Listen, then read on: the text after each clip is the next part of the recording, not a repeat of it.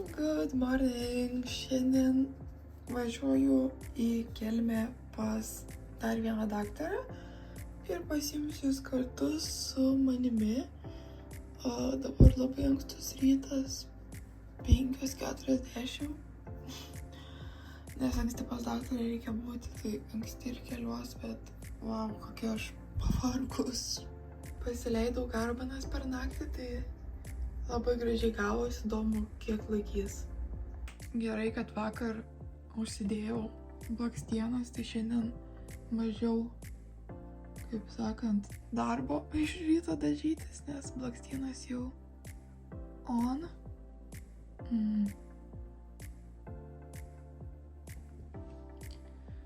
Na va. Kaip ir pasidažiau, išskyrus lūpas, bet dar kavą geriu, tai gal dar nesidažysiu. Reikia užsipurkšti setting sprayaus. Oi, kaip miego noriu. Bet reikia pas daktarą. Šiandien važiuoju pas neurologą dėl nugaros, kaklo, pečių skausmų ir kad čia sutraukia raumenį. Tai žiūrėsiu, ką patars, ką pasakys, ar duos kokį nors magnetinį pasidaryti, ar ką.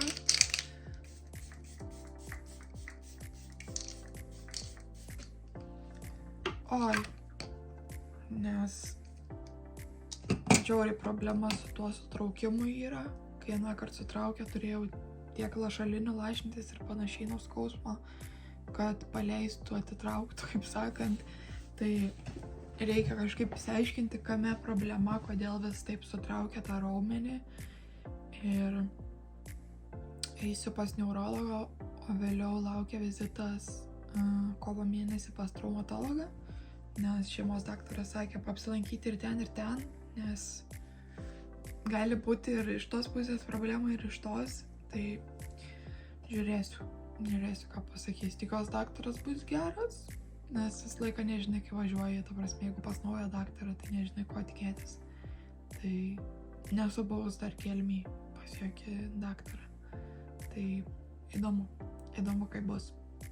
Prisiminiau vieną produktą lūpoms, kurį senai naudojau. Noriu pažiūrėti, kaip atrodys su šituo oranžiniu lip oil lūpas.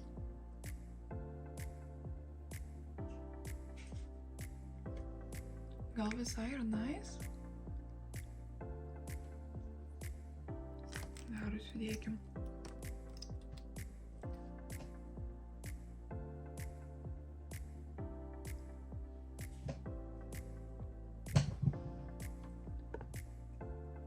Visai gražiai, ne? Man visai patinka. Tik reikia nepamiršti įsidėti šito produkto į rankinuką, nes tikrai nusivalys.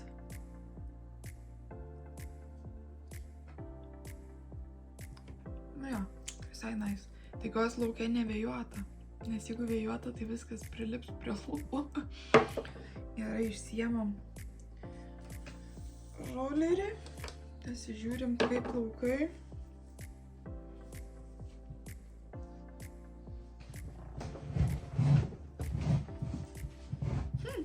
Visai nice.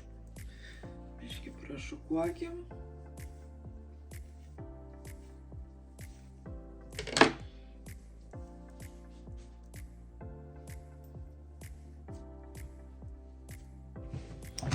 Garbanos jau užsileido, ta prasme, tikrai buvo jos labiau garbanotos.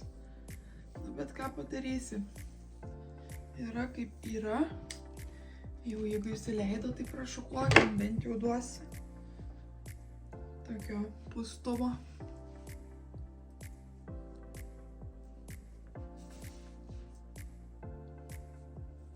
Nu va. Visai nieko, nežinau. Normaliai. Nu ką, tai jau išvažiuosiu, šitoks outfitas, toks bliuzonas ir tiesiog timpos patogiai, nes nežinau, pas neurologą gal reikės nusirengti, gal kažkokius, darys tos testus, kai daro neurologai, kur visaip ten su tokiu plaktuku padaužo, tai patogiai apsirengiau tiesiog, kad lengva būtų nusirengti. O dabar susidedu daiktus ir važiuoju. Čia aš jau po daktaro ir valausi ašaras, nes apsiverkiau pas daktarą, tai papasakosiu, kas nutiko vėliau. Čia sustojama pavalgyti, atsigerti kavos, nors oras ir nebuvo koks, ir lyjo, ir rūkas, ir visa kita, bet šiek tiek pabuvom, pasivaikščiau su sūnėnu, pabėgiojom čia aplink mes. Tai šiek tiek pabuvom lauke, kad ir blogas tas oras, bet negalėjom pakeliauti dėl tokio oro. Labai šiaip niuki visa diena, nes rūkas laikėsi visą dieną ir visą dieną purškė.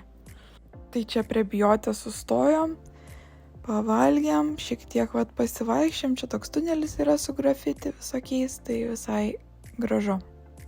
Nu, žinokit, aš pradėsiu japinimą mašinoje, nes esu išvargusi, tai nežinau, kiek namuose pašnekėsiu, nes esu be galo išvargusi, nes anksti kėliaus, o dabar jau vėlu, dar ne taip vėlu, kad sutemtų, bet vėlu. Ir esmė, daktaras buvo kažkas tokio. Ta prasme, neteko lankytis pas tokį daktarą, kuris kaip ekstrasensas. Aš atėjau į kabinetą, jisai taip žiūri į mane, nieko nesako, atsidarė siuntimą ir tada sako, tai kas yra? Ir aš pradėjau jam pasakoti ir jisai taip žiūri vis tiek į mane, pasakiau apie ligą savo visą kitą. Tuomet atsisėdo jisai priešais mane, paėmė mano rankas ir tiesiog pradėjo šnekėti apie mane visokius dalykus, kur kaip jisai gali žinoti. Ta prasme, sako, tu jau nuo vaikystės žiauriai jautri, tu gera širdė, tu atsakinga, tu viską pradėjo apie mane šnekėti, sako, tau šala visą laiką rankos ir kojos, ta prasme, tau tas ir viskas atitinka. Ir ta prasme, aš pradėjau verkt ir jisai sako, čia, tipo, viskas gerai, bet čia žodžiu dėl to, kad tu jautri. Ir aš buvau tokiam šoke, nes jis palėtė širdies, tą gyslelę. Ir dar kas yra, kad aš prieš einant į kabinetą, aš važiavau, mama buvo kartu. Ir mama sako, aš buvau po šito daktarą ir aš pas jį kabinete apsiverkiau. Jis kaip ekstrasensas man pasakė. Čia mama prieš pat einant man pasakė, nes tik tada prisiminė, kad tas pats daktaras. Ir žodžiu, aš turėjau tokį pat experience, nes irgi verkiau, irgi visą kitą, tai sušnekėjom, kad išrašysi man daug vaistų, bet to sumokėjau už vaistus beveik 60 eurų, tai, bet jo, vaistų išrašė, ampolių išrašė susileisti, sakė, kad antidepresantai man nėra gerai, ta prasme, man reiktų nustoti vartoti antidepresantus ir reiktų naudoti tą, ką jisai dabar išrašė, mėgint, ir nes reikia man nervus mažinti. Ta prasme, pas mane nervai yra per jautrus, todėl man viską per daug skauda ir dėl ko aš ėjau, žodžiu, problemos, kur man sutraukė čia petį ir panašiai, pas mane, kadangi yra skoliozė stuburo, tai man užspaudžia nervus, tai dabar išrašė tokių ampulių susileist, kai užspaudžia, nes kaip tik man yra užspaudę dabar. Tai žodžiu, aš šokė, žodžiu, daktaras sakė, gali sugrįžti pas mane po mėnesio, ta prasme, vėl iš naujo reikia registruotis arba pas jį, kuris ir privačiai dirba. Bet, žiauriai, ta prasme, keista patirtis, nesu patyrus tokio vizito, kur taip verkčiau. Jis tiesiog bėga kaip kruopos, ašaros nemoka apsakyti, ta prasme, nėra kaip aiškinti to jausmo, kad nes paliečia tave iki gelmių dėl to, kad susako viską apie tave, kur atrodo tik tais tu žinai ir tavo artimieji žmonės žino apie tave, o jisai susakė taip, kokia aš esu, ta prasme, kad per daug leidžiu žmonėm manim naudotis, žodžiu, viską taip pataikė tiesiai į taikinį 10-tuką, nes taip ir yra. Ir galiausiai, ką pasakė gale, kas man irgi, sujudino, sujaudino, tai kad pirmas dalykas, tai kad reikia mylėti save, išmokti, nes sako, tu savęs nemyli, o tas yra labai tiesa, aš labai savikritiška esu ir labai, nemoku aš savęs mylėti, kad ir kaip mokinuos, kad ir knygas skaitau, kad ir viską darau kaip reikia, mėginu, bet man neišeina. Man niekaip neišeina pamilt savęs ir čia yra problema pas mane, nes kiek girdžiu iš kitų moterų, kad kol savęs nepamyli, nepamilsti, tol labai sunku, kaip sakant, ir į santykius eiti ir panašiai, ir karjeras kurti ir panašiai, nes turi save mylėti labai labai, kad viskas sektus. O kitas dalykas, ką jisai pasakė, sako, tu čia man įdomiausias žmogus, koks yra atėjęs. Pas mane, sako, aš skaitysiuos dabar apie tavo ligą ir panašiai, bet sako, aš atėjai tu į kabinetą ir aš galvoju, kodėl tokia graži jauna mergina atėjo, sako, pas mane, kas jį gali būti ne taip. Ir sako, tu labai gerai atrodai, sako, tu susitvarkius, tu viskas gerai, sako, kaip atrodai, sako, tu, be galo stipri moteris esi, nes su tokiu skausmu taip atrodė, sako, čia yra wow, sako, išlaikyk tą, sako, labai pagirtina, tai irgi taip, žinot, sujudino, nes iš tikrųjų tas yra, kad aš taip gal to savo ruošimosi stengiuosi savo pati kartais įrodyti, kad sugebu viską, bet gera, kai kiti pastebi tą ir tikrai žino, koks jausmas yra, kai tai be galo skauda, o tu sugebi vis tiek atrodyti, kaip atrodai.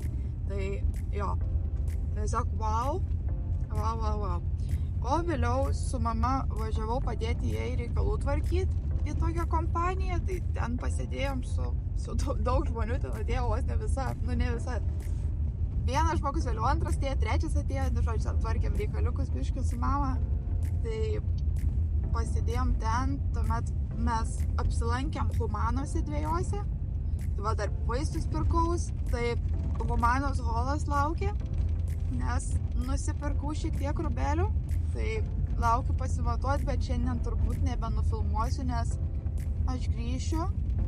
Močiutei, dar buvau parduotuvėj, močiutei nupirkau, ko reikia jai į kaimą ir pašersiu katinus ir tuomet prašysiu, kad močiutė ateitų man suleistų ampulę nuo skausmo, nes šajas, kaip man surakinti pečiai ir nugara yra, tai susileisiu ampulę ir eisiu ilsėtis tiesiog. Sueditinsiu jums šitą vlogą, nors nieko nenufilmavau, kai važiavau, nes tiesiog nekoks oras visą dieną, rūkas belė koks, tai nieko neprifilmavau, nieko neturiu jokios medžiagos daug, nes mes norėjom pakeliauti, bet kad oras šiandien neleido. Tai jo,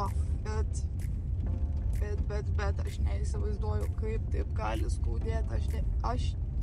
Aš taip laukiu, kada aš atsigausiu, bet kaip neatsigaunu, taip neatsigaunu, vis kažkas blogai. Tai va, šį kartą toks vlogas diena su manim. Galite laukti Humanos holo arba tapti kanalo nariais ir iškart pamatyti Humanos holą, nes jau bus įkeltas, tik jau yra 99 centai, kad taptumėt kanalo nariais. Ir taip mane paremtumėt ir mano turimą kūrinį, tai tikrai rekomenduoju prisijungti. Taip pat noriu padėkoti ekstra savo šypsenėlės kanalo nariams. Ačiū, kad taip mane remiate ir palaikote, tikrai labai esu dėkinga. Taip pat galite mane pasiekti Instagrame gerda.ris, į TikTok gerda.ris, ten visat jūsų laukiu. O dabar iki kito video, o dabar aš eisiu miegučio.